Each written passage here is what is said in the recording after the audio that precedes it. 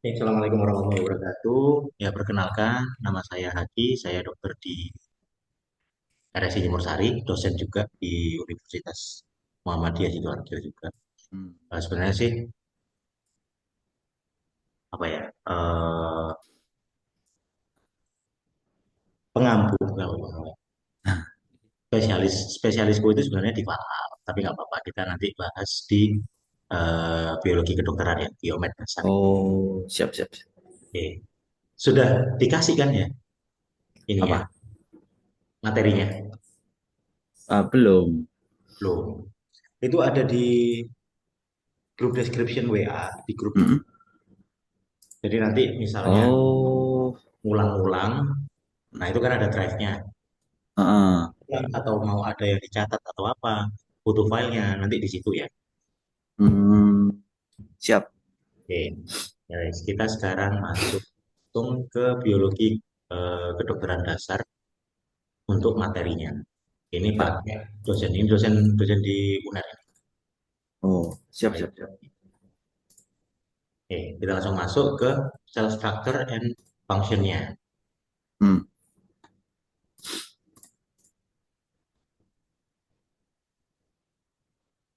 Oke, sebelum kita mulai, waktu SMA kemarin dapat nggak sedikit-sedikit atau banyak malahan untuk struktur-struktur Um, sel sama fungsinya di sini? Ada, dapat, dapat. dapat kan ya? Ya wes, Mm-mm. nanti kita perdalam di kedokteran ini kita perdalam untuk materinya.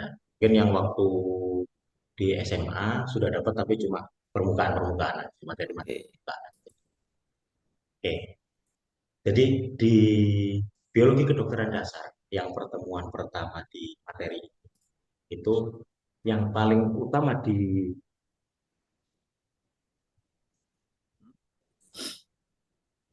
CCC nge-lag laptop. Aku off cam dulu aja ya. Oh ya, siap, siap.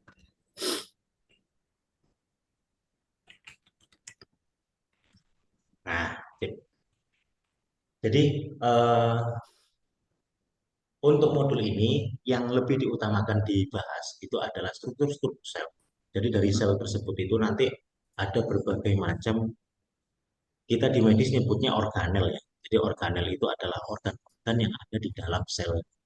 Mereka nanti akan mempunyai fungsi-fungsi tersendiri eh, yang akan menunjang aktivitas sel itu. Oke. Kita juga tahu sel-sel yang ada di dalam tubuh itu jumlahnya miliaran.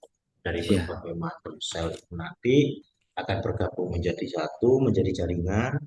Nah, jaringan itu tadi nanti akan bergabung menjadi satu dengan jaringan-jaringan sekitarnya. Itu akan menjadi organ. Ya. Nah, itu namanya organisasi dalam tubuh, organisasi struktur tubuh. Udah tahu ya, itu ya? Dari Ya. sel Eh, bergabung menjadi jaringan, jaringan bergabung menjadi organ. Organ nanti dari setiap organ di sekitarnya enggak sih? Enggak cuma hmm. di sekitar sih. Beberapa organ itu nanti akan saling bekerja sama dalam aktivitas dan fungsinya itu nanti akan menjadi sistem organ. Nah, sistem-sistem organ itu tadi akan bergabung, berkoordinasi, bersama-sama, yang akhirnya akan menjadi sebuah individu manusia. Itu sudah dapat ya di SMA ya. Ya, ya, betul. Kita langsung lanjut. Nanti kalau mau tanya, langsung tanya aja. Hmm. Learning Siap. objektifnya gimana? Oh ya, siap, siap. Oke. Hmm. Jadi learning objektifnya ini nanti eh, setidaknya kita harus tahu dasar-dasarnya dari biologi kedokteran. Sebelum kita ngomongin organ, nama-nama organnya seperti atau Hmm. Siap, siap. fungsi-fungsi organnya itu nanti jadi apa aja sampai akan menjadi koordinasi.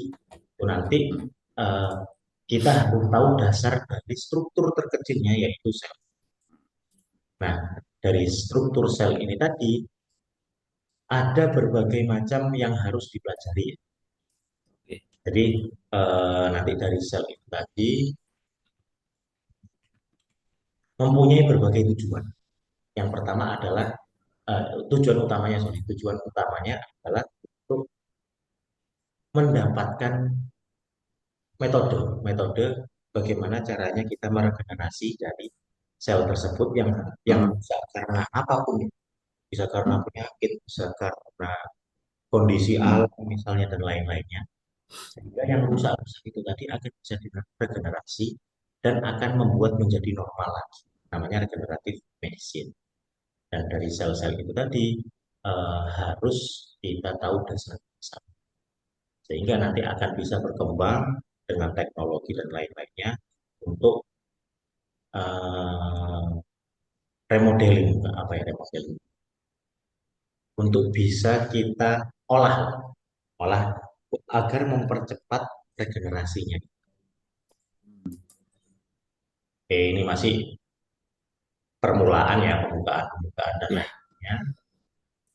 Dan untuk mengetahui struktur fungsi sampai nanti kita bisa remodeling dari regenerasi yang mengolah atau mengembangkan metode-metode yang bagus untuk Hmm. regenerasi selnya, itu harus tahu bagaimana struktur terkecilnya, dari mulai struktur kimianya dari sel tersebut. Terus habis itu bagaimana interaksi antara biokimianya antara sel dan molekul-molekul yang ada di sekitarnya, itu harus tahu. Jadi sel ini nanti dari bagian ini ya bisa kelihatan sel itu tadi akan mempunyai berbagai macam molekul. Ada yang namanya fosfor, kemudian atom-atom kecil lainnya kayak elektron, neutron, proton, terus ikatan karbon, hidrogen, nitrogen, oksigen dan lain-lainnya itu. Nah, itu nanti akan bergabung menjadi satu, akan menjadi yang namanya molekul. Molekul ini di dalam tubuh, di biologi, itu nanti ada berbagai macam yang harus diketahui sehingga akan menunjang bagaimana sel itu dari beraktivitas dan membuat hidup kita itu normal seperti itu. Dan molekul apa yang paling penting? Ini ada 5 molekul. Yang pertama adalah molekul air. Kita tahu ya di dalam tubuh kita itu Ya. 80% itu adalah air. Kemudian asam Oke. amino. Asam amino struktur terkecil dari protein. Hmm. Dan nanti asam amino ini nanti akan bergabung menjadi nukleotida.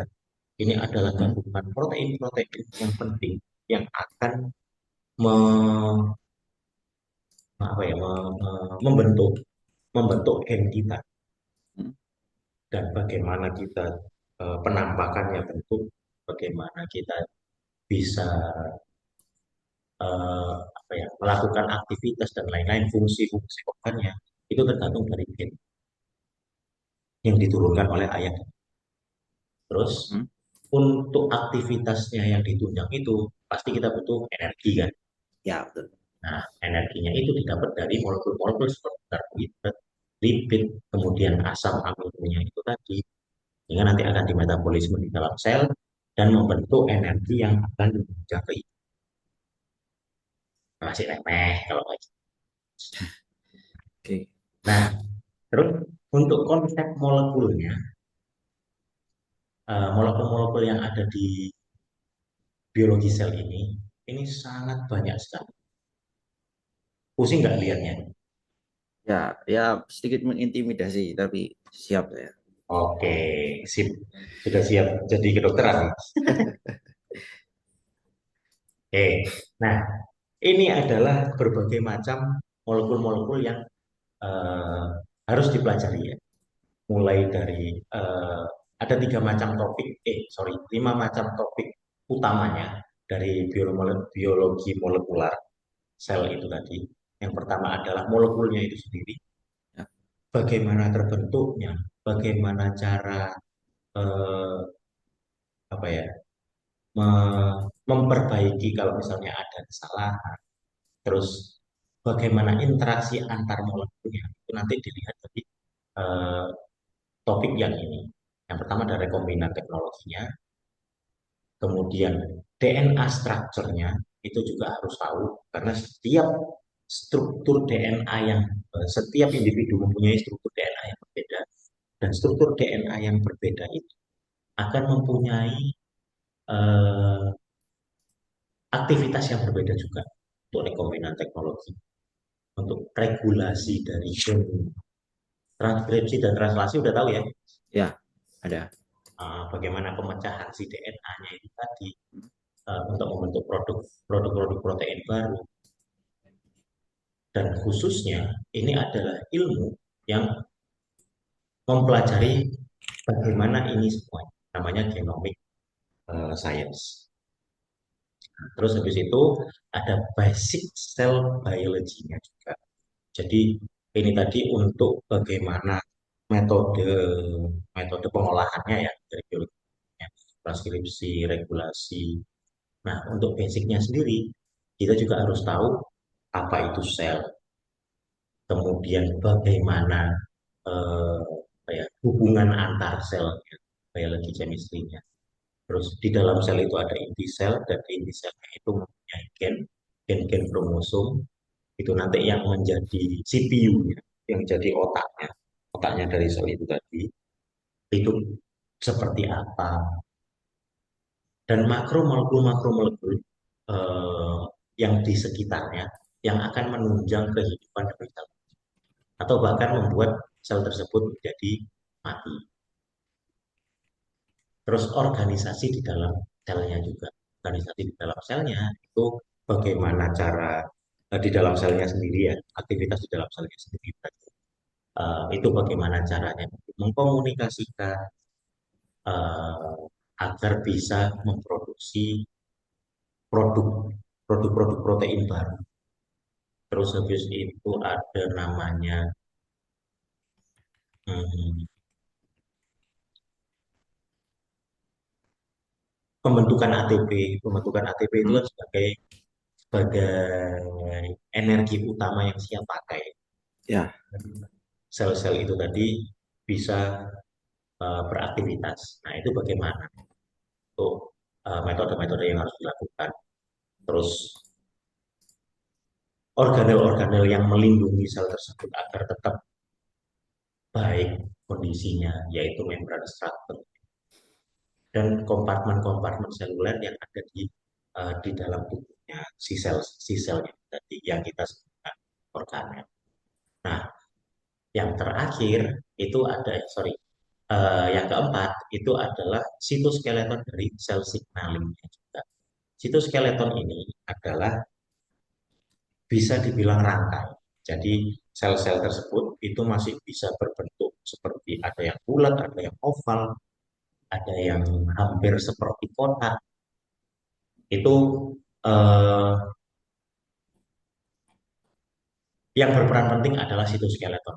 Selain itu, sitoskeleton ini juga sebagai parabola. Gampangannya seperti itu. Sebagai parabola. Parabola yang akan menangkap sinyal-sinyal komunikasi dari sel lain yang ada.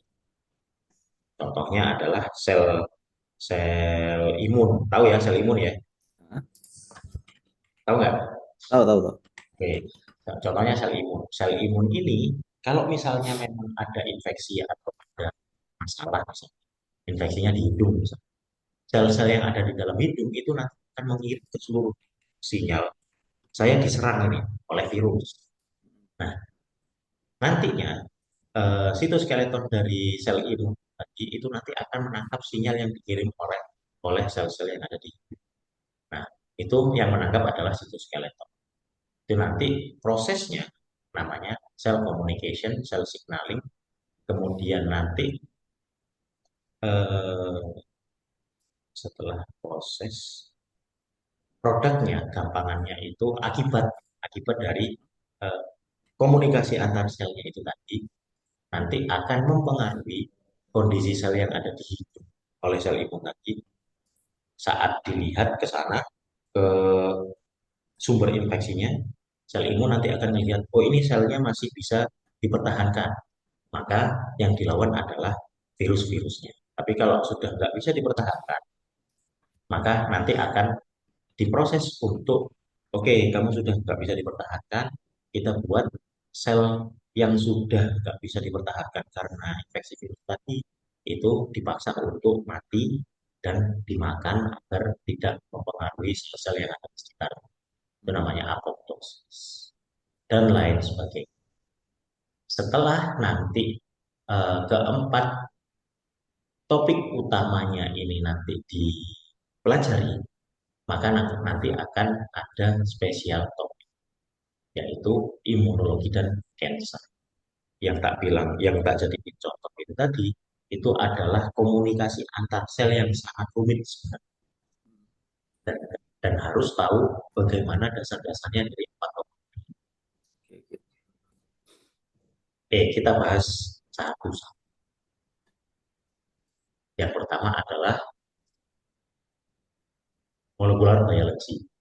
Molekular biology ini adalah ilmu yang nanti akan melingkupi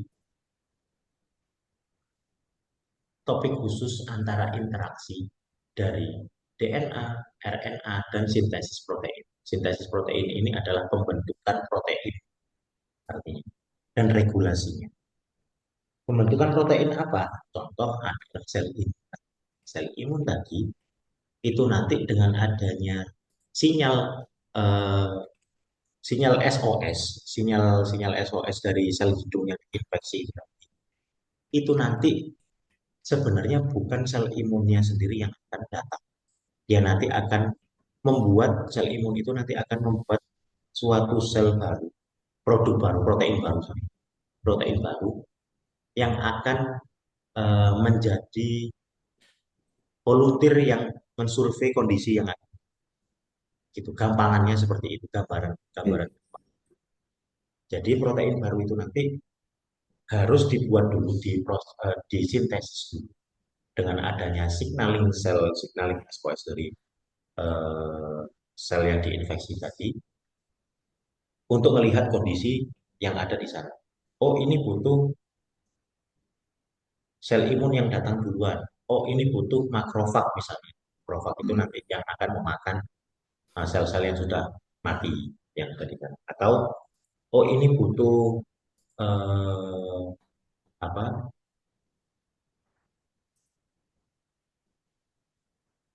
Butuh sel yang bisa menyerang virusnya karena sel-selnya masih bagus, masih baru banget. Maka nanti sel imun akan mengirimkan leukosit seperti itu.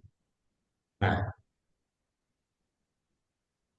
utamanya, topik utama yang nanti akan dibahas oleh biologi molekular itu adalah gen yang ada di dalam sel ya semuanya. Gen dengan interaksinya dengan protein yang tadi dan fungsinya di dalam selnya.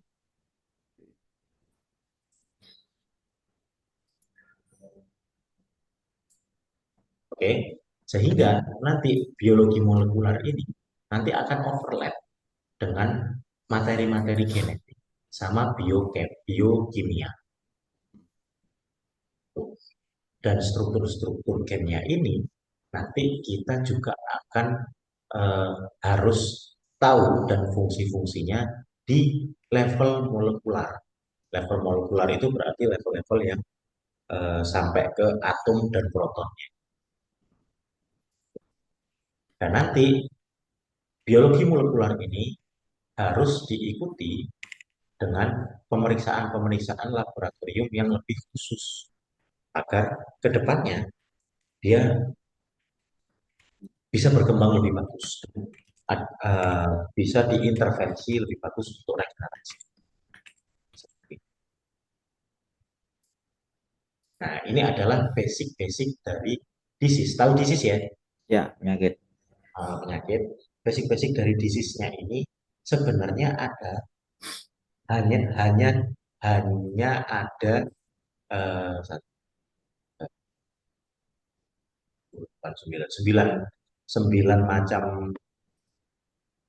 eh, masalah utama ini yang nanti bakalan dibahas sampai selanjutnya. Hanya saja sel-sel yang ada di dalam tubuh kita itu ada banyak dan punya berbagai macam fungsi. Di setiap selnya kita harus tahu bagaimana kondisinya. Misalnya aging ini adalah proses regenerasi dan degenerasi. Hmm. Bagaimana telomer itu yang ada di gennya.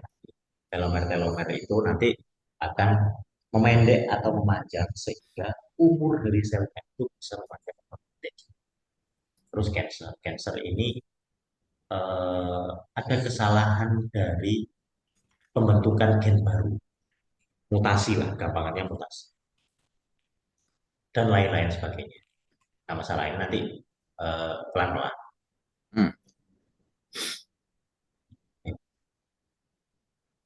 Musik teori, oh iya, oke, ini cuma ya eh, pembentukan pola pikir aja ya. Jadi teori-teori dari sel ini adalah semua sel itu adalah struktur yang saling berhubungan satu sama lain. Jadi dari miliaran sel itu tadi nanti akan saling berhubungan. Dan memang sel itu adalah basic unit, Hmm. struktur terkecil ini, struktur terkecil yang fungsional, yang mempunyai fungsi tersendiri yang ada di dalam organisme itu. Dan nanti akan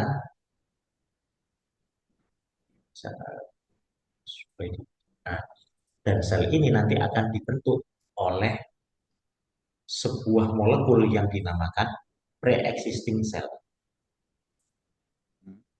Tuh.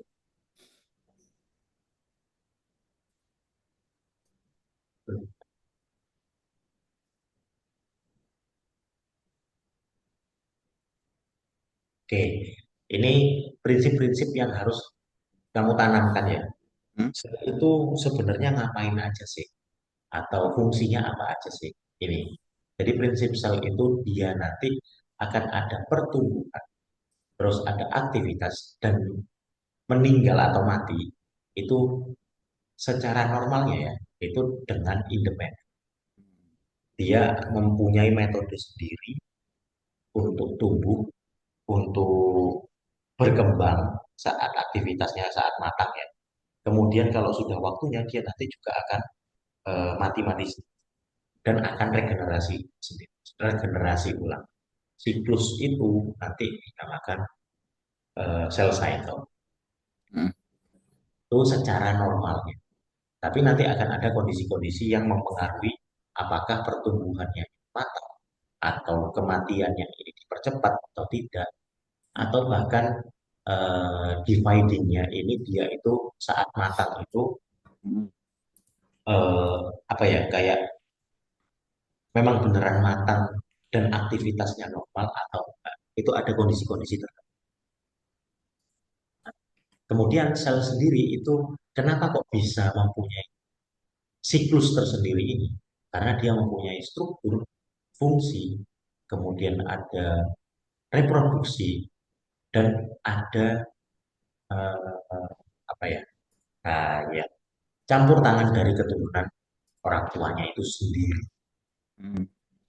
Jadi mereka mempunyai struktur dan fungsinya sendiri, dia mempunyai metode reproduksi generasinya itu sendiri, dan itu sangat dipengaruhi oleh keturunan dari orang tua. Oke, oke. Oke. Dan siapa yang kontrol semuanya ini? Dari strukturnya, fungsinya, dikontrol oleh DNA. DNA-nya, DNA-nya ini eh, dibentuk, kemudian di, di dia ada di inti sel. Ya, Hmm. otaknya lah, gampangnya dia adalah otaknya CPU-nya. Oke, terus nanti cara ngontrolnya si DNA itu dia nanti akan mempunyai sebuah informasi genetik di dalam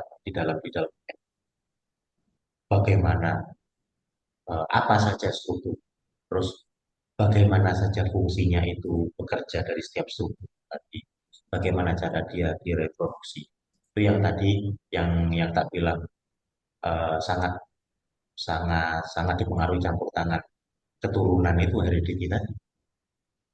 Itu nanti informasi-informasi genetik tadi akan disimpan dulu di inti sel di DNA dan nanti akan dikeluarkan, diekspresikan keluar sedikit demi sedikit saat dia sudah matang. Sehingga kalau misalnya keturunan yang memang ada keturunan dari orang tua dari atas atas dari keturunan atasnya itu memang selnya ini memang lemah ya sudah bisa diapa-apain. Atau selnya ini kuat sekali sampai bisa dibilang eh, sel-sel super misalnya. Itu eh, ya itu memang akan dipengaruhi dan nggak bisa diapa-apakan. Jadi genetik itu seperti itu. Memang punya modal tersendiri setiap orang itu secara berbeda-beda. Is only a part of it. Oh, nah, dan informasi-informasi genetiknya ini mempunyai beberapa bagian, sangat banyak. Sorry, ada 46 bagian informasi itu nanti yang akan mempengaruhi struktur-struktur fungsi-fungsi yang eh, eksklusif. Contoh fungsi untuk eh, apa ya metabolisme ATP misalnya, itu ada informasi genetik tersendiri di DNA dan itu ada kodenya. Nah, Hmm. misalnya kodenya ini nanti dengan adanya kondisi yang terpapar radioaktif misalnya atau terpapar eh, bahan-bahan kimia yang merusak misalnya, kemudian merusak kodenya yang ada di inti sel, di DNA di inti selnya, maka nanti fungsi itu saja secara eksklusif akan rusak. Fungsi-fungsi lain yang enggak. Kayak gitu. Jadi mereka mempunyai kode-kode spesifik. Nah, yang lebih tepat adalah spesifik. Kode-kode Hmm. spesifik di setiap aktivitas dan setiap fungsi. Dan semuanya ini, lima, lima prinsip ini dari sel itu tadi, itu nanti akan dimaintain oleh sebuah proses fisiologi tubuh yang memang diciptakan, namanya homeostasis. Homeostasis ini adalah kondisi di mana semuanya berimbang, mulai dari pertumbuhan dan kematian, kemudian jumlah strukturnya dan fungsinya, dan dan lain-lainnya lah. Itu semuanya kondisinya berimbang. Dan berimbangnya ini akan tetap di-maintain oleh tubuh. Misalnya ada paparan radioaktif. Kemudian setelah terpapar radioaktif kayak di ronsen misalnya, di ronsen untuk medical check up kamu kemarin, sudah belum ya kamu medical check up untuk masuk Ada. Sudah, sudah sudah. sudah ya. Sudah, sudah. Nah itu kan di ronsen juga, Eh, ya di ronsen enggak. iya, iya. Nah saat di ronsen itu walaupun sudah pakai pelindung, pasti tetap akan ada radioaktif yang masuk. Sinar radioaktif dari X-ray-nya itu nanti yang akan masuk ke dalam sel tubuh, entah sel yang ada di mananya. Itu nanti akan mempengaruhi fungsi, akan menurunkan fungsi dari sel yang terkena. Tetapi secara normalnya itu nanti berarti kan dari grafiknya ada penurunan, nggak ada ketidakberimbangan. Di dalam tubuh sudah punya proses sendiri yang terjadi secara otomatis untuk memaintain kondisi berimbangnya. Jadi ada proses di sel-sel yang lainnya untuk memperbaiki sel yang terpapar yang rusak itu tadi terpapar sehingga secepat mungkin akan kembali menjadi normal. Itu nanti yang namanya homeostasis. Jadi kalau kamu sering lihat atau baca ada yang bilang quote-quote-nya, ada yang bilang entah di TikTok, di IG atau apapun, Hmm. atau di buku-buku, ada orang yang ngomong tubuh itu akan memperbaiki diri sendiri secara otomatis. Memang benar, tapi ada kondisi-kondisi yang harus dipenuhi yang menjadi syarat untuk terjadinya homeostasis. Pernah tahu kan yang orang Indonesia tapi keturunan India yang nggak pernah pakai eh, sandal, Oh, alas nggak tahu kaki, saya. nggak tahu ya. Itu kan memang dia ekstrim sih, ekstrim. Karena Heeh. memang nggak pernah mau pakai sandal, nggak pakai sabun dan lain-lainnya. Karena percaya itu tadi, percaya tubuh itu akan memperbaiki dirinya sendiri. Memang iya.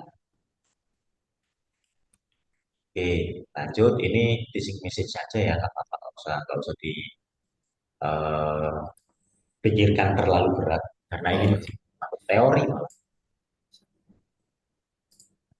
baca aja. hmm, Nah ini dasar. Ada tingkatan-tingkatan dari sel itu tadi. Karena sel itu walaupun sebagai smallest living unit atau struktur unit yang paling kecil di dalam tubuh kita, dia itu bisa performing, bisa apa ya, bisa bisa bisa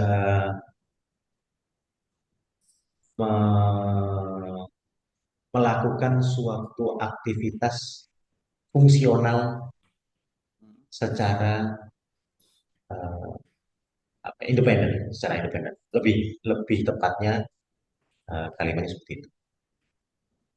Dari mulai DNA nanti akan menjadi RNA, terus protein, sehingga nanti akan terjadi sel, sehingga akan menjadi sel. DNA, RNA, protein ini akan menjadi sel, dan sel itu nanti yang walaupun dia dibilang small living, tapi hmm, sebenarnya dia ada di tingkatan keempat. oke. Masih ada protein, RNA, DNA, dan DNA sendiri itu nanti juga ada codon dan lain-lain. Ah, Ini yang tak bilang tadi ya, organisasi sel tubuh tadi ya. Sampai hmm, akhirnya menjadi suatu individu. Dan individu sendiri itu juga nggak bisa berdiri sendiri. Kita masih butuh orang lain, sehingga ya, nanti kita juga akan berkumpul menjadi orang lainnya. Orang-orang lainnya akan membentuk suatu populasi, dan dari setiap populasi-populasi yang itu akan menjadi sebuah ekosistem. hmm, Dan ini nggak cuma buat manusia ya, ini tumbuhan juga, hewan juga, semuanya mempunyai seperti apa ini overview. Oh, oke. Jadi di dalam biologi kedokteran dasar yang harus kalian, yang harus benar-benar dipelajari materinya ada ini enam topik, enam topik utama ini. Yang pertama adalah mikroskop.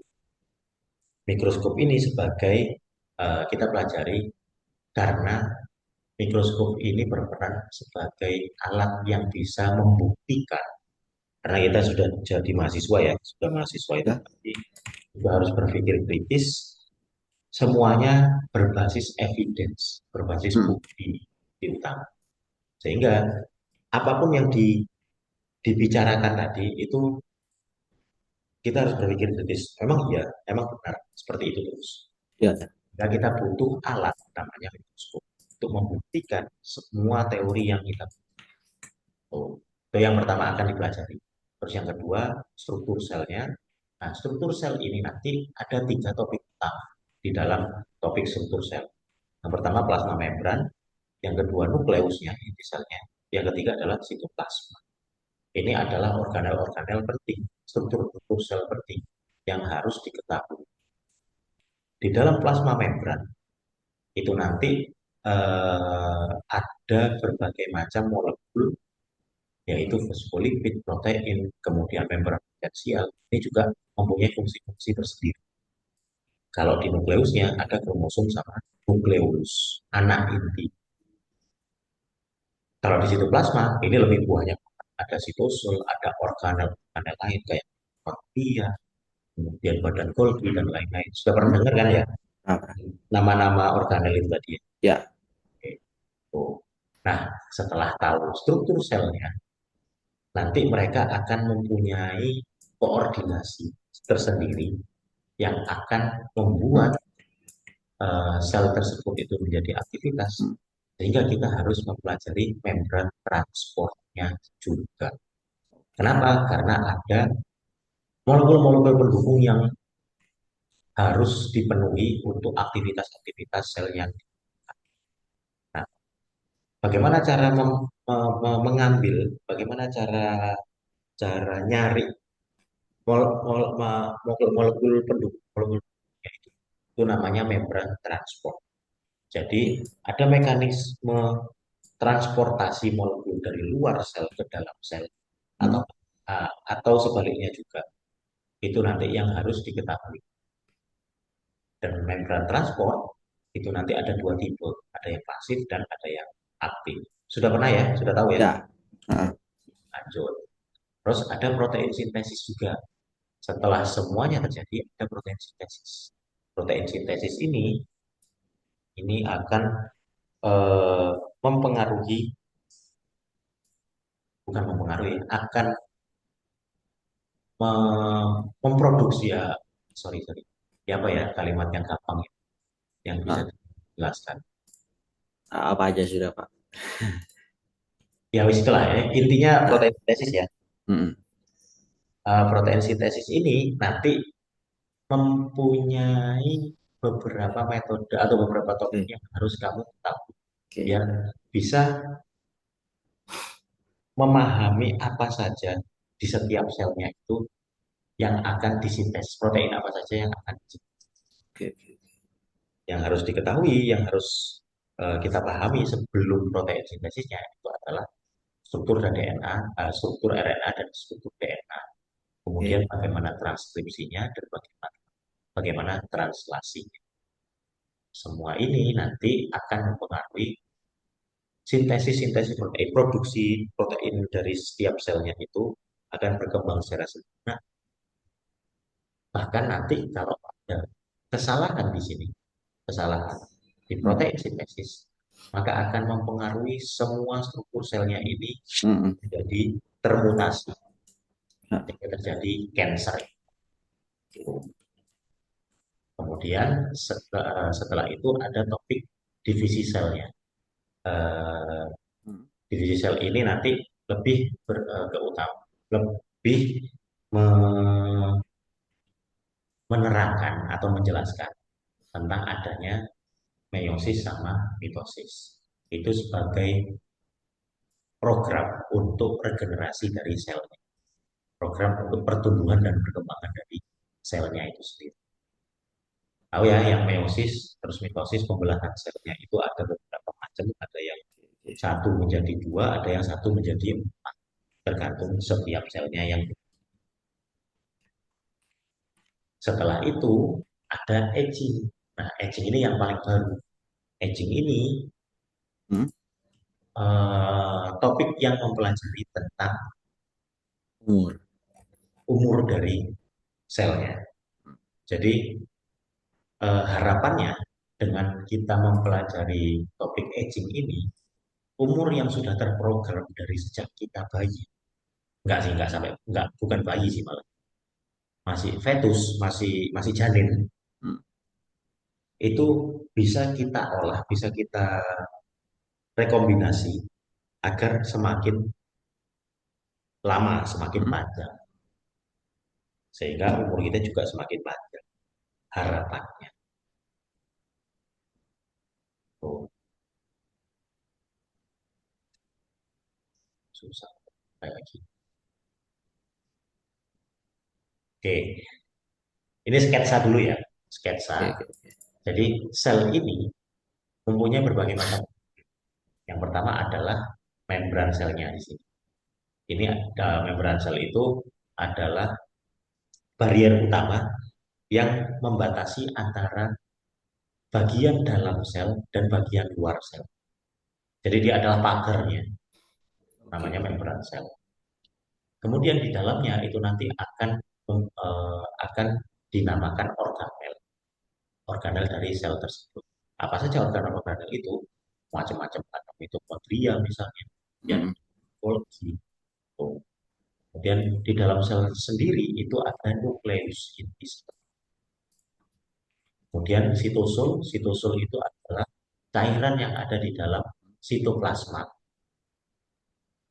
Jadi sitoplasma itu adalah gabungan dari cairan-cairan yang ada di dalam sel dan organel-organel yang melayang di dalam sel. Itu namanya sitoplasma. Bisa dipahami ya? Bisa, bisa. Oke, lanjut. Nah, untuk genetik material atau DNA-nya itu ada di dalam nukleusnya. Jadi di nukleus ini nanti ada nukleolus, ada anak anak intinya di sini kecil-kecil. Nah, di dalam situ itu nanti ada kromosom dan DNA. Nah, ada pengecualian pada eukariotik. Tahu ya eukariotik? Tahu nggak? Prokariot, eukariot, lupa.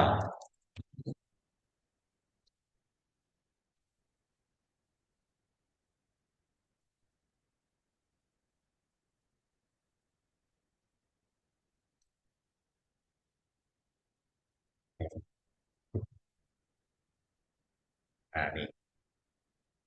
Jadi pada sel-sel yang susunannya itu, jadi sel itu ada dua ya, ada eukariotik sama prokariotik. Yang pertama adalah sel eukariotik. Sel eukariotik itu sel yang mempunyai inti sel dengan pembungkus membran pelindungnya secara jelas. Nah, kalau prokariotik, dia selnya, inti selnya itu tidak mempunyai organ yang membungkus secara jelas. Biasanya prokariot itu adalah bakteri, virus, kayak gitu. Kalau untuk eukariot itu sel-sel yang ada di dalam tubuh. Nah, ini perbedaannya prokariot dan eukariot. Biasanya kalau prokariot itu dia tidak memiliki membran, jadi DNA-nya itu ada di area nukleoid. Nah, kalau eukariotik, DNA-nya itu dilindungi oleh membran, ada pagernya sendiri. Dan dia nanti mempunyai organel-organel kompleks kalau eukariot. Biasanya untuk sel-sel yang tipe eukariotik itu ada di sel hewan, tumbuhan, jamur yang benar-benar kelihatan, Hmm. kelihatan organismenya atau individunya itu kelihatan sempurna, kelihatan kan kelihatan banget ya hewan, tumbuhan, jamur. Nah, kalau Siap, siap, siap. yang prokariot, sel-sel yang tipe prokariot, karena mereka tidak sempurna lah, gampangannya tidak sempurna selnya. Inti selnya itu tidak mempunyai membran membran yang jelas. Itu contohnya adalah bakteri. Jadi sel-sel yang ada di bakteri itu tidak mempunyai membran inti yang jelas. Terus archaea dan cyanobacteria dan macam-macam lagi. Itu. Nah, pengecualiannya untuk eukariotik, sel-sel yang eukariotik itu ada namanya protoplasma. Protoplasma itu adalah sitoplasma yang eh, ditambah berkumpul menjadi satu dengan nukleoplasma. Nukleoplasma itu adalah ada sitosol sendiri yang ada di dalam nukleus yang membantu aktivitasnya si DNA di dalam inti sel. Itu namanya protoplasma. Oh, nah, ini ternyata dijelasin di slide setelahnya ya, eukariot sama prokariotnya. Jadi di perbedaannya itu tadi. Nih, gampang. Inti sel. Ini itu inti sel. Ada anak inti di dalamnya kecil. Nah, di dalam di kok di dalam di luar inti selnya yang warna oranye itu adalah membran intinya. Beda sama yang prokariot. Prokariot dia tidak ada sel pembungkusnya di sel. Hmm. Dan inti selnya juga nggak berbentuk secara sempurna karena memang yang membentuk entah itu bulat, kotak atau apapun itu adalah inti membran namanya plasma membran. Nah, si prokariot yang tidak mempunyai plasma membran, maka dia juga tidak mempunyai bentuk yang jelas untuk inti sel. Itu perbedaan yang pertama. Terus eh,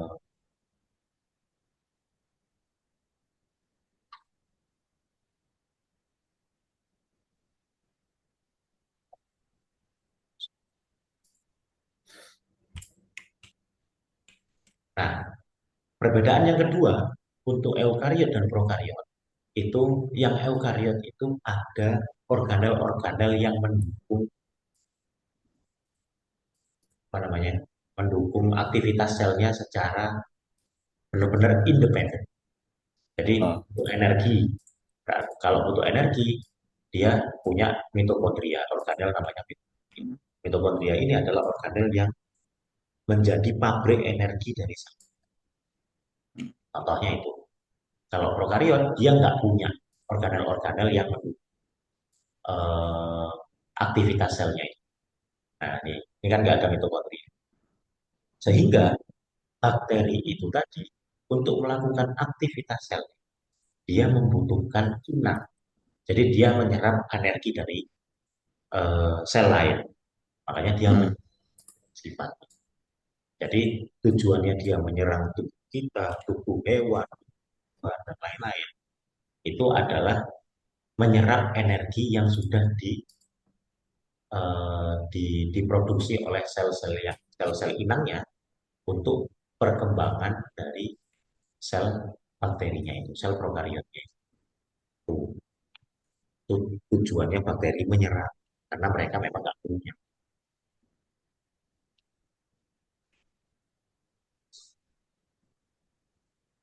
Oke. Dan biasanya prokariot ini itu uniseluler atau sel tunggal. Dia memang hidupnya itu penyendiri. Dalam satu sel itu aja dia sudah bisa hidup. Nah, kalau kita eukariot itu multiseluler ya. Jadi ah, sel-selnya itu berkumpul menjadi satu. Biasanya mempunyai flagela dan villi. Ini flagela. Flagela ini nanti tujuannya bukan tujuan fungsinya sebagai alat penggerak dari sel ini. Jadi dia bisa kemana-mana itu dengan lagi lah. flagela. Kalau untuk villi itu yang ini, Hmm, yang kayak rambut-rambutnya. Villi itu juga sebagai penggerak ya. hmm, Motionnya, pergerakannya itu nanti bisa kayak kakinya kaki seribu kayak gitu kan, tahu ya, ya. Jadi ah, pergerakan pergerakan kecil-kecil atau bahkan untuk rotary motion, jadi berputar terbaliknya.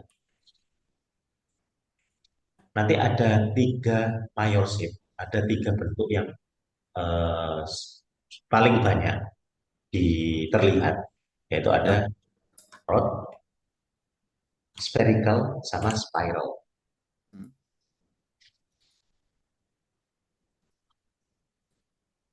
Dan kayak gitu.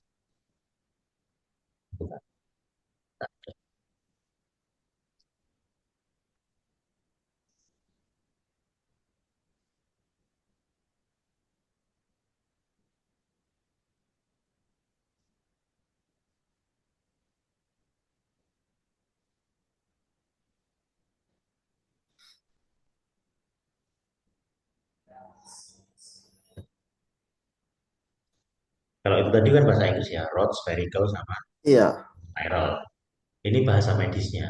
Yang pertama adalah fokus. Fokus itu bulat, itu hmm, yang rod tadi. Kemudian spherical itu kayak silinder, spheric. Dia bahasa medisnya adalah basil. Jadi dia kayak batang, kayak silinder.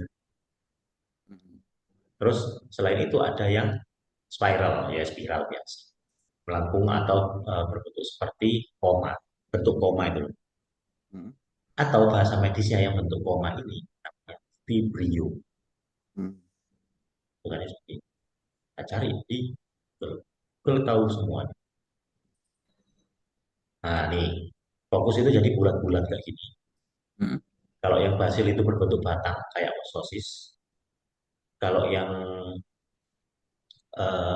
vibrio atau spiral, dia spiral biasa, kayak mie. hmm,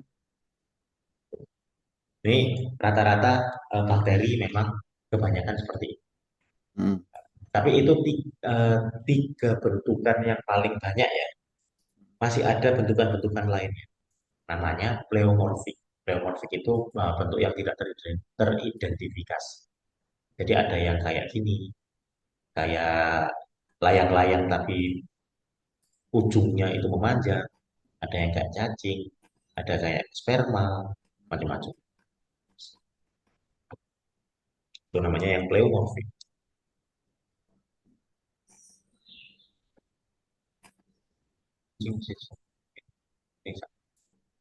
Oke, ini quote-quote ya. Oke, lanjutkan aja.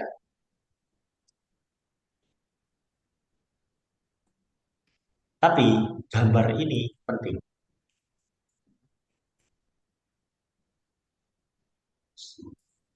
Jadi eh, pentingnya apa?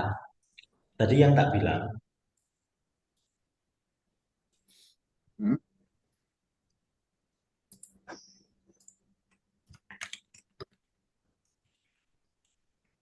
Nah, nih. Jadi sel ini nanti diproduksi dari pembelahan sel sel primitif atau atau biasanya dibilang pre-existing cell.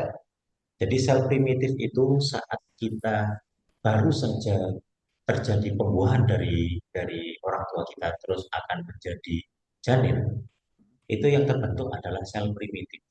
Namanya adalah stem cell. Ya. Jadi stem cell ini adalah sel primitif yang nanti bisa terdiferensiasi atau bisa membentuk sel-sel berbagai macam sel yang ada di tubuh kita. Bisa jadi sel-sel yang ada di tiroid, ada sel-sel darah, ada sel ini sel otot, Hah? yang ini sel saraf dan lain sebagainya. Itu ya. Jadi semua sel itu tadi Hmm? itu munculnya dari pre-existing cell yang namanya stem cell. Hmm.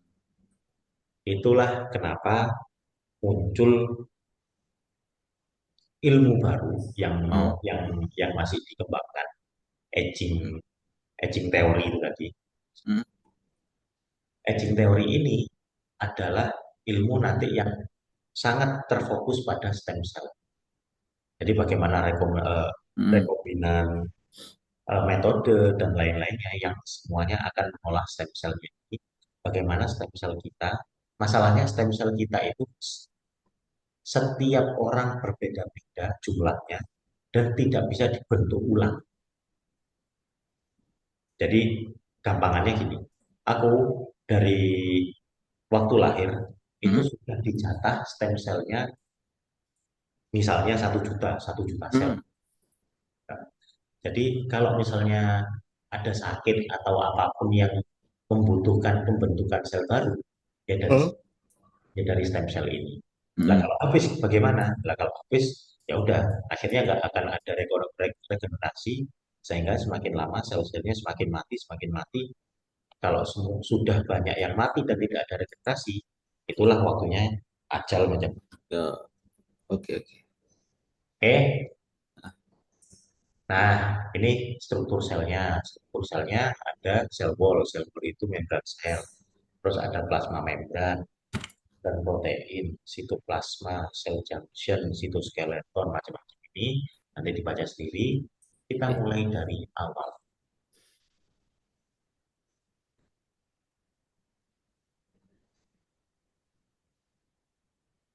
Oh, bagus nih.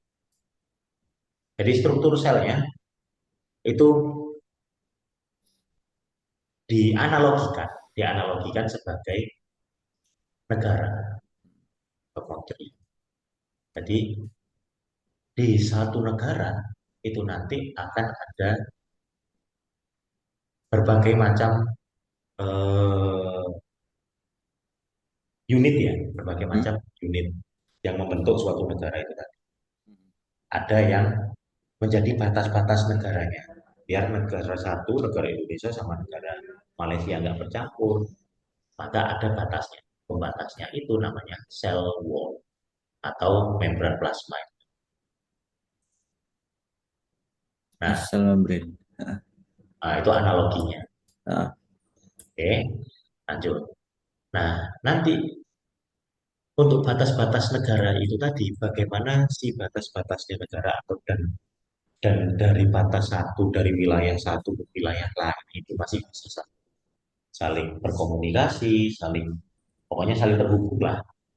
Itu kalau di negara kan butuh scaffolding sama railroad track. Nah, kalau di dalam sel itu ada namanya sitoskeleton. Jadi dia yang nanti akan membentuk struktur-strukturnya dan dia akan menghubungkan dari sini ke sini, dari sini ke sini, dari sini ke sini. Pokoknya menghubungkan ke semua sudut selnya. Itu namanya sitoskeleton. Sitoskeleton juga yang akan membuat sel itu terbentuk menjadi ada yang fokus tadi, ada yang bentuknya tangan. Nah, untuk unit di dalam sebuah negara itu juga ada agrikultur. Agrikultur itu yang untuk pertanian. Itu namanya kloroplas. Ini biasanya ada di sel-sel yang sel tumbuhan. Kemudian ada powerhouse-nya. Jadi benar-benar yang kayak PLN-nya, yang sumber energinya, PLN, PLTA. Probolinggo berarti Python ya. Nah, Python-nya itu mitokondria. Itu unit yang akan menjadi sumber energi di dalam suatu negara. Terus ada yang sebagai post office yang mengkomunikasikan satu dengan yang lainnya. Itu namanya endomembran system. Nah, home office sebagai eh, Kantor presiden. ya ibu kotanya lah gampangnya ibu kota yang di situ itu ada kementerian, ada presiden yang benar-benar mengelola negaranya. Itu namanya nukleus. Oke. Jadi dia yang inti kontrolernya dari sebuah sebuah negara, sebuah sel itu, sebuah aktivitas dari sel. Jadi gampangannya ini ya, gambar ini bagus. Ada cleaning crew-nya, jadi yang bagian bersih-bersih, namanya lisosum.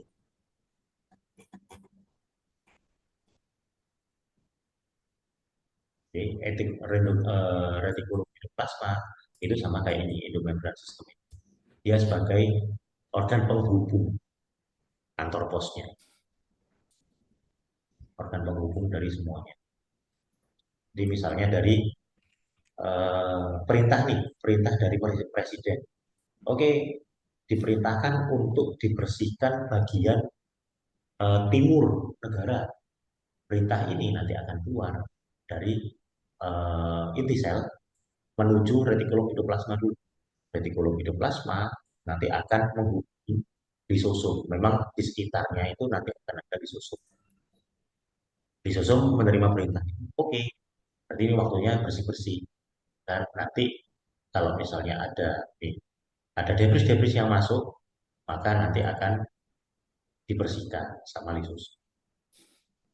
Nah, dibersihkan, nanti akan ada eh, kayak JNT-nya. JNT itu apa berarti ya? Kiriman.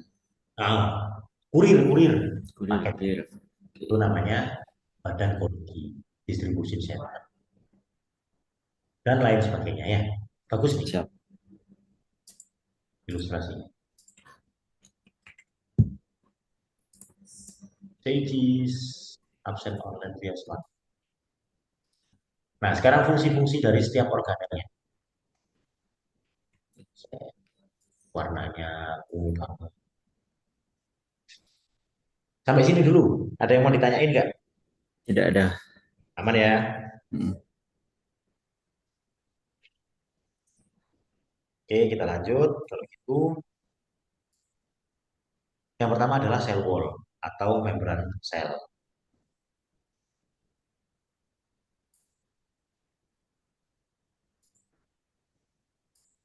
Membran sel tadi sudah sempat di spill sedikit. Dia fungsinya adalah membatasi organ dalam sel dan organ-organ yang ada di luar sel. Matriks, sih, lebih tepatnya kalau di struktur unit sel yang kecil itu namanya disebutnya matriks nanti. Matriks intraseluler atau matriks-matriks yang ada di dalam sel sama matriks ekstraseluler. Mm-mm. Oh. Nah, nanti membran sel ini untuk ke sel yang lainnya, yang di sekitarnya, itu ada kayak connecting room-nya, connecting door, sorry, connecting, namanya plasmodesmata. Jadi dia adalah channel atau saluran yang menghubungkan antar plasma membran, antar membran plasma, antar sel wall dari satu sel ke sel yang lain. Mm. Ya, plasmodesmata. Sering, ini nanti sering keluar Oke. fungsi-fungsi. Nah, kebanyakan di eukariot ini nanti ditemukan plasmodesmata ini di tumbuhan, terus habis itu jamur. Nah, kalau untuk yang prokariot, hampir semuanya mempunyai plasmodesmata. Bakteri, alga, terus arkea.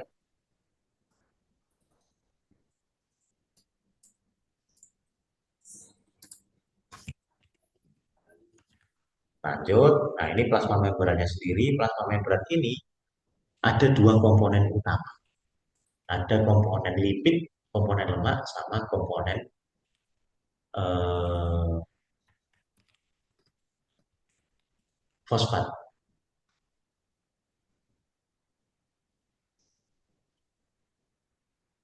Yang komponen lipid itu ada yang kayak bentuknya kepala. Nah, yang ini yang kuning itu namanya komponen fosfat.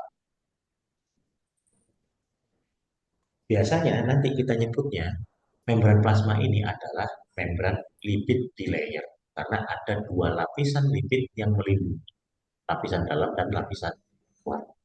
Dan di sela-selanya, di antaranya antara dua lipid itu tadi itu ada lapisan fosfat. Dia nanti mempunyai eh, bentuk yang asimetris. Jadi nggak bulat sempurna kayak gini ya. Pasti ada yang benjol sini, ada yang ceglong sini. Tahu Mm. nggak? Kalau aku pakai bahasa Surabaya itu paham ya tapi ya. Oh, tahu tahu saya. Nah, ada yang ceglong, ada yang eh, benjol, dan lain-lain. Karena dia memang asimetris. Selain itu, nanti ada beberapa komponen lainnya, yaitu glikolipid dan glikoprotein. Jadi ada komponen glukosanya juga di Mm. situ. Nah, untuk komponen glukosa itu tadi nanti akan berikatan sama berbagai macam molekul lainnya. Kalau berikatan dengan molekul lipid, molekul lemak, namanya glikolipid. Nah, dia ada karbohidrat grup yang berikatan dengan kolesterol dan lipid. Kalau glikoprotein, dia karbohidrat grupnya itu nanti akan berikatan dengan protein. Sehingga dua komponen, sebenarnya komponen utamanya dari membran plasma itu ada komponen lipid dan fosfolipid bilayer tadi dan protein. Itu Mm. komponen yang paling banyak. Komponen-komponen pendukungnya adalah ya ini glikolipid, glikoprotein, terus habis itu ada macam sih, ada banyak. Nah, struktur yang fosfolipid bilayer dan protein ini membentuk dua sifat utama dari membran plasma. Sifat yang pertama adalah hidrofobik.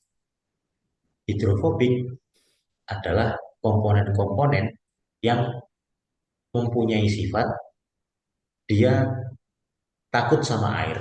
Gampangnya gitu. Jadi takut sama air itu kayak lemak. Lemak itu kan lemak minyak, sorry. Kalau lemak. Minyak itu kan dia menolak air ya. Sehingga kalau misalnya di sekitar selnya itu banyak cairan, maka cairan itu tidak bisa mudah masuk ke dalam sel. Kalau gampang masuk, maka nanti selnya akan cepat membesar, membuka, dan meledak. Makanya komponen lemaknya ada di dalam dan di luar. Terus ada satu sifat lagi yaitu hidrofilik yang memang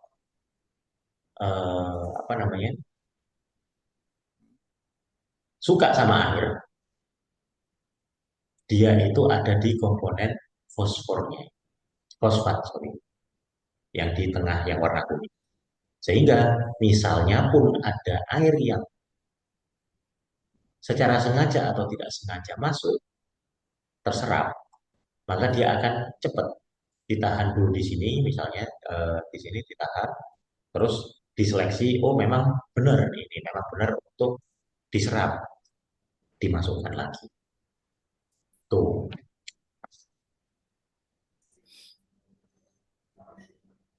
paham ya? Siap. Nah, ini itu tadi yang bentukan bulat. Ini kalau misalnya kita perbesar, komponennya seperti ini. Yang kepala-kepala ini, yang bulat-bulat ini adalah kepala lipid. Kepala lipid ini yang sifatnya hidrofobik. Yang ekor, yang kayak ekor ini adalah fosfat, ya yang sifatnya hidrofilik.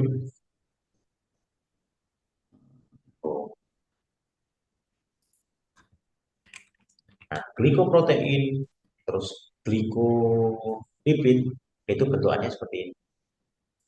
Jadi kayak tangkai.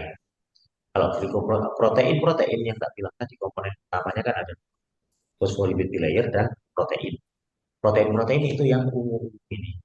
Jadi dia banyak tersebar di permukaan plasma membran plasma.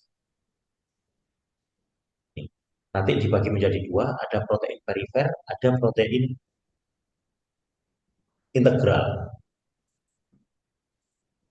Jadi kalau protein perifer, proteinnya nanti ada di sini, gandol di sini. Kalau protein integral, dia ada sisi yang eh, mencungul, mencungul di inti sel, di dalam sel dan di luar sel, kayak gitu. Paham ya? Kenapa dibuat seperti itu? Protein yang integral ini nanti akan menjadi sebuah saluran channel atau terowong. Sehingga kalau misalnya ada molekul molekul pendukung yang masuk, yang secara sengaja atau tidak sengaja masuk, itu ada salurannya, ada jalannya. Terus glikoprotein, glikolipid ini, tangkai-tangkainya ini nanti yang akan menjadi sebuah parabola. Dia nanti akan menangkap sinyal-sinyal yang dikirimkan oleh sel-selnya sebagai messenger dari komunikasi sel seperti itu. Nah, kalau mau diperbesar lagi bentuknya seperti ini. Ini ada hydrophilic head, ada hydrophobic tail.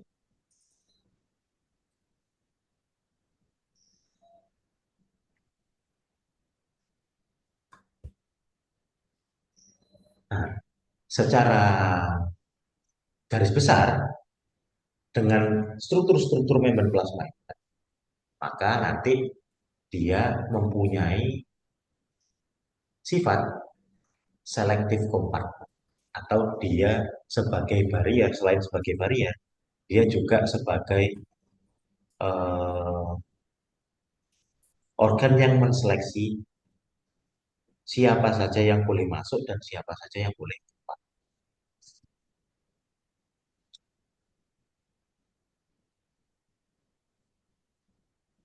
Selain itu, dengan adanya glikoprotein dan glikolipid, dia juga berfungsi sebagai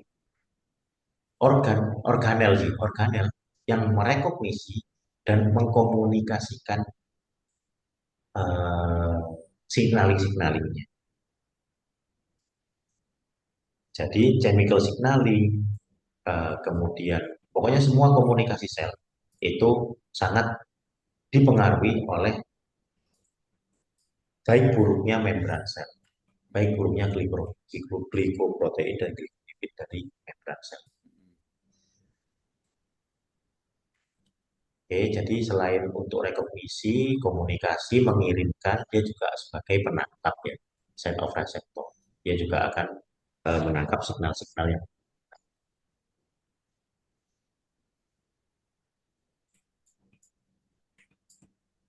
kontrol ada. Oke, dari fungsi-fungsinya membran plasma ini ada yang bingung, Tidak ada. aman. Hmm. Loh, kenapa langsung ke disease?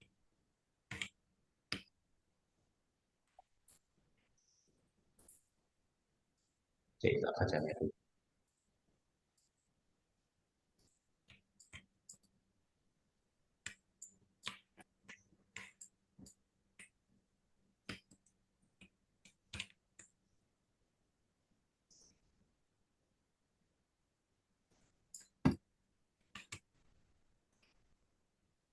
Oh, jadi maksudnya kenapa kok langsung genetic disease? Jadi diperlihatkan ada satu penyakit yang ditimbulkan oleh genetik keturunan, namanya cystic fibrosis.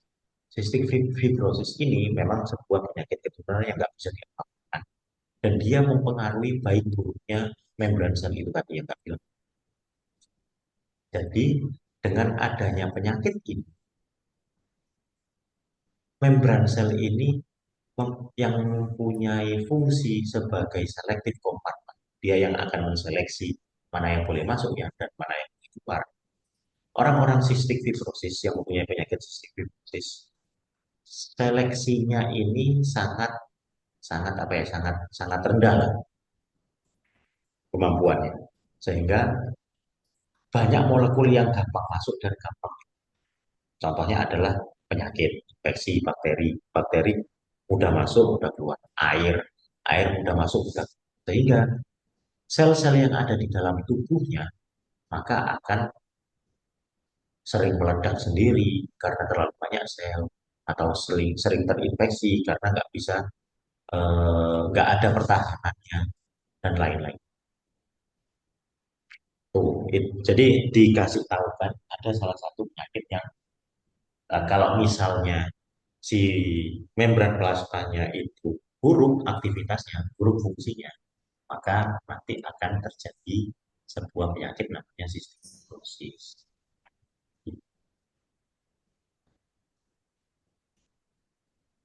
Alzheimer itu juga sama. Alzheimer itu komunikasi antar selnya itu juga apa ya buruk.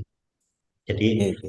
karena ada penurunan fungsi dari membran plasma, maka nanti komunikasi antar selnya buruk sehingga terjadi absen signal. Nah, seperti yang tak bilang di overview tadi ya, yang dibilang di overview tadi, untuk membran plasma itu topik subtopiknya salah satunya adalah transport. Jadi bagaimana cara molekul-molekul yang ada di luar, kalau misalnya dibutuhkan itu bisa masuk, atau molekul-molekul yang ada di dalam itu bisa keluar, itu sangat diatur oleh membran plasma. Ini sudah ada di SMA ya, Ada. ada ada dua cara yaitu transport pasif dan aktif. Oke, berarti sekilas saja kita lihat. Jadi membran proteinnya, semua transport itu tadi sangat dipengaruhi oleh membran protein. Jadi protein yang ada di plasma membran itu tadi yang tak bilang sebagai sebuah saluran, sebuah sebuah channel itu yang sangat mempengaruhi bagaimana transport itu bisa terjadi. Kalau misalnya membran proteinnya itu sedikit atau rusak, ya maka keluar masuknya molekul itu juga akan sangat menurun. Apalagi selain transport, fungsinya dia juga nanti akan menangkap signaling-signaling seperti enzim. Terus eh, dia juga sebagai parabola yang tak bilang tadi, reseptor cell surface. Terus identitas cell surface identity marker. Kemudian ada satu mekanisme bagaimana selnya itu bisa saling, namanya sel adesi. Itu tergantung dengan membran proteinnya. Kalau misalnya membran proteinnya ini pas, maka bisa eh, menempel. Gampangnya kayak gini. Membran protein yang seperti ini bentuknya oval ini. Kalau ketemu sama yang oval juga, maka nggak akan bisa menempel. Nah, ada sisi yang memang benar-benar eh, dibuat pas banget. Jadi kayak kunci sama lubang kunci. Hmm. Saat dia ketemu, maka dia akan menempel. Namanya cell adhesion. Selain itu, membran protein itu juga berfungsi sebagai organel, bukan, molekul molekul yang atau matriks lebih tepat, lebih lebih lebih tepatnya matriks yang nantinya menjadi tempat perlekatan dari sitoskeleton di sitoskeleton sehingga akan terbentuk suatu rangka.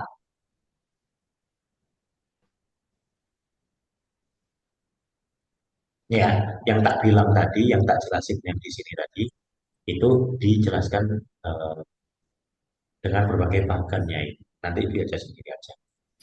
Seperti yang tak bilang tadi. Ini kemarin saya sudah sama dokter Dimas kan ya?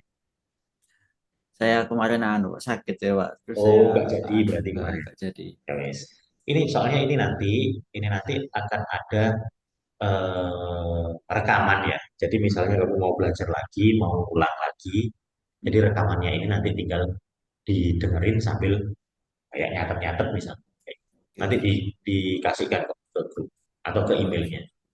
Ya. Oke. Jadi misalnya nanti mau ngulang, eh, lagi baca yang ini, terus ngulang, Hmm. bisa sambil dengerin rekaman. Oke.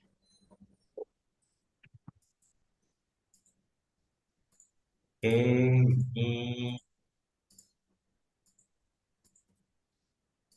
cell junction ini sulit sih.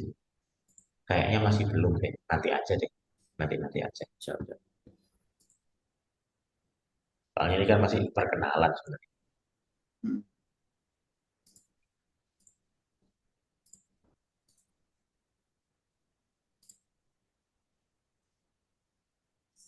Ya sama ini cell junction.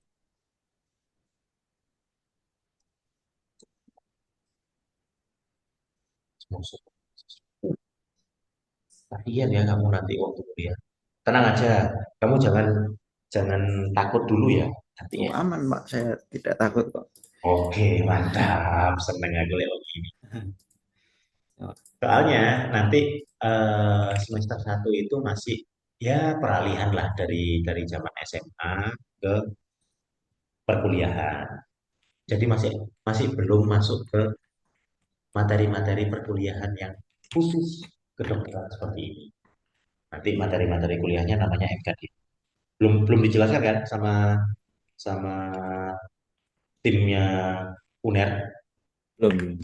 Oh, nggak apa nanti nanti dijelaskan kok. Tapi kamu nggak usah takut, masih ada persiapan selama 6 bulan setelah kamu masuk itu, sebagai satu semester ini. Nanti masuk semester 2 jangan kaget juga kalau langsung dikebut. Jadi ada materi biologi kedokteran ini, semua materi yang buahnya mendalam ini tadi, itu paling cuma nggak sampai 1 bulan dijelaskan, terus habis itu kalian langsung diujikan. Terus ganti ke materi anatomi. Kayak gitu juga, terus diujikan. Terus ganti materi histologi. Kayak gitu. Hmm. Siap, Itulah siap. kenapa kita ngasih dari mulai sekarang. Jadi biar kamu masih bisa ulang-ulang. Gitu ya. Nah, sekarang kita masuk ke subtopik sitoplasma. Sitoplasma ini adalah seluruh bagian dari selnya. Sel itu kan kayak bola ya. Jadi Hmm. ruang-ruang di dalam bola itu tadi itu nanti akan dipenuhi oleh cairan. Cairan namanya sitosul. Jadi sitosul ini nanti di dalam cairan itu akan berenang-renang secara bebas. Banyak banget organel.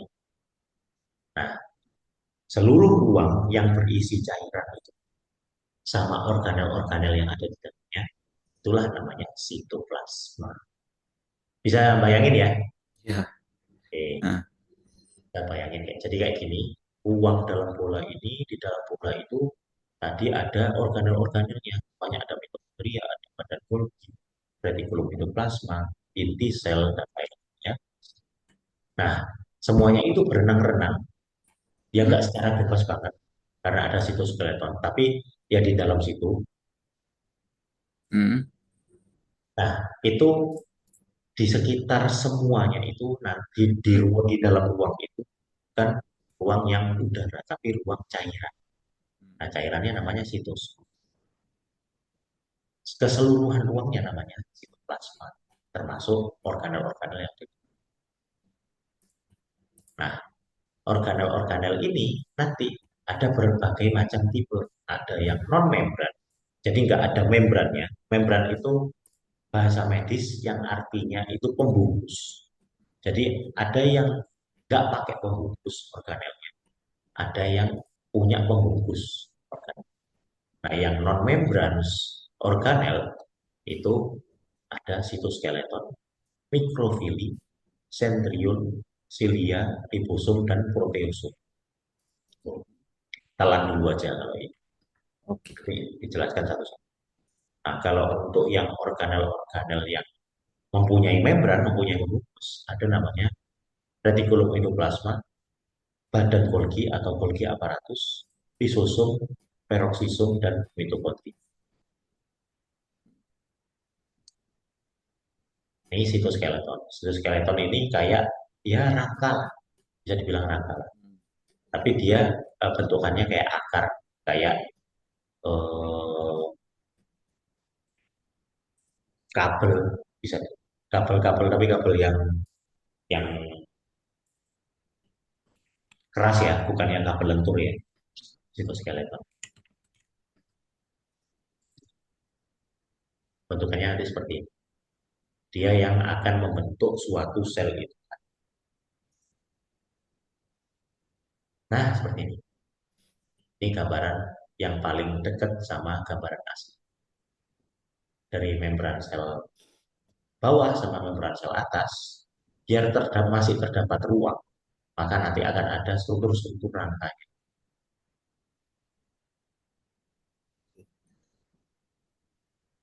Jadi dia bisa menjadi jalur penghubung dari sudut ujung ke ujung sel.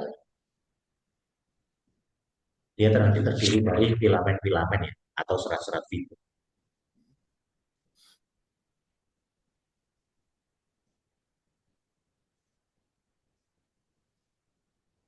Nah, nanti akan dibagi menjadi tiga bagian. Ada intermediate filamen, dia yang sebagai supporting network. Intermediate filamen itu yang kayak jaring-jaring ini, yang saling berhubungan ini. Set, set, set, set, set. Terus ada mikrotubulus. Mikrotubulus ini yang kecil-kecil.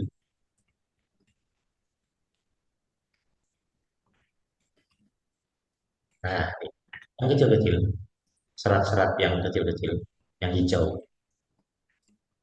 Nah, hijau ini walaupun dia kayak kayak selongsong aja, kayak selang aja. Hmm. Tapi sebenarnya selangnya itu terbentuk dari kumpulan dari berjuta-juta Hmm. kelereng kecil. Hmm. Jadi kalau kamu mau gambarinnya, dia itu kayak magnet bola kecil-kecil itu yang bergabung jadi selang. Kayak gitu. Kenapa kok kayak gitu? Karena dia mempunyai fungsi sebagai providing networknya dan organisasi movement material. Hmm. Jadi biar organel-organel yang ada di dalam selnya itu tadi kayak mitokondria, misalnya itu dia bisa jalan di sekitar situ. Terus yang ketiga ada mikrofilamen, aktin filamen. Dia sebagai motilitas. Motilitas itu organ penggerak.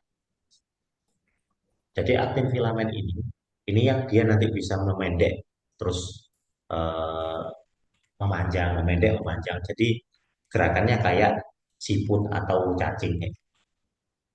Jadi si selnya itu tadi juga bisa bergerak atau memutar. Nah, gerakannya dengan kontraksi yang memanjang memendeknya itu kontraksinya itu pergerakannya nanti yang terbentuk namanya crawling contractive atau pinching proses. Ini fungsinya ya, fungsinya macam-macam. Ini bisa dibaca sendiri. Kalau Oke. di sel-sel otot untuk muscle, jadi kalau ke cellular level itu untuk mobility atau cell adhesion, apa namanya perlekatan dari sel. Terus mitosis dan meiosis.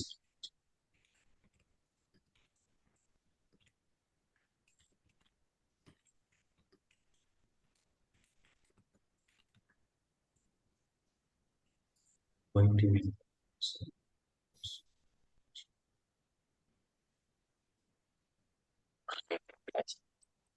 perkenalan nggak usah sampai seperti itu. Kasihan X-link ini nanti aja kalau kalian Hmm. sudah tahu benar-benar organel sel, apalagi ini disebut aldosin. Ini penyakit yang sangat langka. Hmm. Terus yang nomor 7 ini ada silia dan flagella. Silia dan flagella ini sebagai organ penggerak utamanya. Yang kayak tadi, yang kayak ekor gitu. Nah, kalau untuk Hmm. silia itu pergerakannya seperti kayak kipas. Sehingga kalau untuk flagella dia kayak berekor. Ekornya apa ya? Ular bukan ular. Ekornya ikan lebih lebih tepatnya malah. Walaupun lebih panjang. Ha. Jadi pergerakannya bergerak terus kayak gini sehingga ada eh, pergerakan vektor ke belakang dan selnya terdorong ke depan. Paham maksudnya? Bingung. Ya. Jadi kayak ekor, gambarnya kayak ekor ikan lah, flagella. Iya, siap, siap. Oke. Terus ada sentriol. Nah, sentriol ini bagian dari rod shape atau selongsong selongsongnya itu dari microtubular structure. Dia nanti bekerja khusus saat mitosis, saat pembelahan sel sentriol. Selain Hmm. saat pembelahan sel dia nggak kerja, dia masih gabut. Hmm. Terus nukleus, inti sel ini tadi sudah ya, jadi sudah ke spill banyak. Jadi dia adalah otak utamanya dari sel itu. Nanti di dalamnya itu ada nukleus, anak intinya. Terus ada benang-benang kromatin. Nah, yang kayak benang-benang ini, kromatin-kromatin ini adalah Hmm. apa ya, benang-benang yang menyimpan informasi genetik. Dan setiap benangnya mempunyai informasi genetik sendiri-sendiri secara spesifik.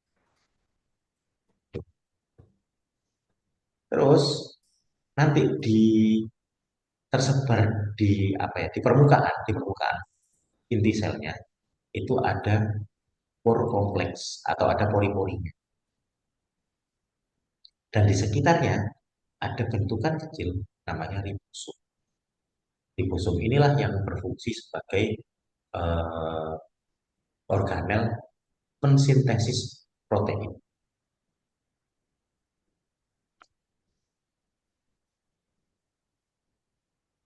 Jadi fungsinya itu untuk storage, untuk penyimpanan informasi-informasi genetik yang ada di kromatin tadi ya, dan DNA.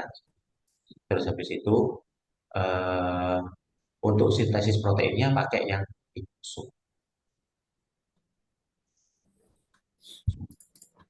ya central government, pusat pemerintahan.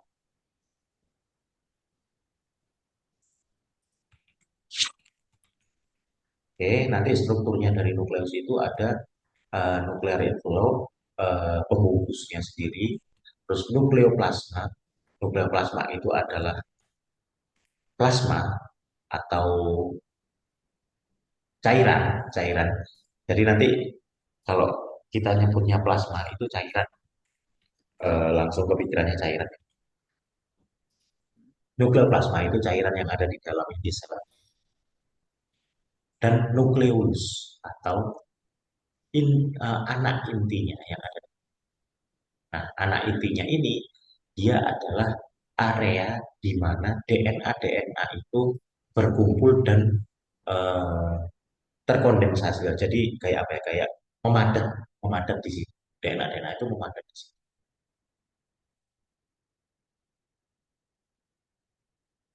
Subunit form ribosom. Nah, nanti anak intinya ini yang akan membentuk ribosom-ribosom yang ada di ujung-ujung sini, ujung-ujung di sekitar pori-pori di inti sel. Berarti kalau sudah terbentuk ribosom, waktunya sintesis protein. Gitu. Ini nukleus DNA, kromatin, kromosom. Ini nanti yang harus dipelajari ya dari materi genetik. Ini adalah DNA. Namanya DNA itu dia bentukannya seperti ini. Dia double helix atau dua rantai yang setiap rantainya itu tergabung menjadi satu dan melingkar berbentuk spiral. Ini single strand DNA itu betul. Kalau chromatin strand, jadi DNA ini itu nanti eh, kalau di zoom out itu kelihatan kayak benang. Nah, DNA ini nanti akan melingkar di histon. Histon itu adalah bulatan-bulatan ini. Bulatan-bulatan ini nanti yang akan menjaga si DNA-nya saling ter.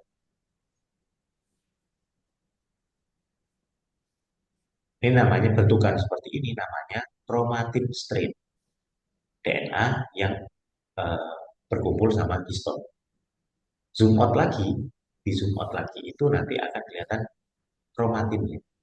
Oh sorry sorry, enggak ini enggak di zoom out. Nah kromatin ini saat pembelahan sel, lebih tepatnya interfase, dia nanti akan berbentuk seperti ini, kromatin. Jadi histon-histonnya ini akan lepas, jadi tinggal benangnya doang dan benangnya memanjang, bukan melingkar. Dan nanti ada sentromer di tengah, pas di tengah, dan lain sebagainya. Yang nomor 4 ini nanti kalau dia bentukannya saat profase. Terus ini yang saat metafase. Itu nanti waktu mitosis sama meiosis.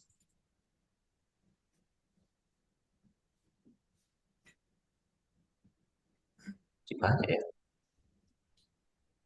Oke, ini sudah jam 2. Aku ada kelas lainnya ya. Sampai sini dulu berarti kita sampai nukleus ya. Nanti kita lanjutkan lagi di pertemuan selanjutnya. Dari sini dulu ada yang mau ditanyakan? Ada yang mau ditanyakan? Eh, tidak ada dulu, Pak. Masih bingung ya? Gak apa-apa. Ditelan dulu, ditelaah pelan-pelan.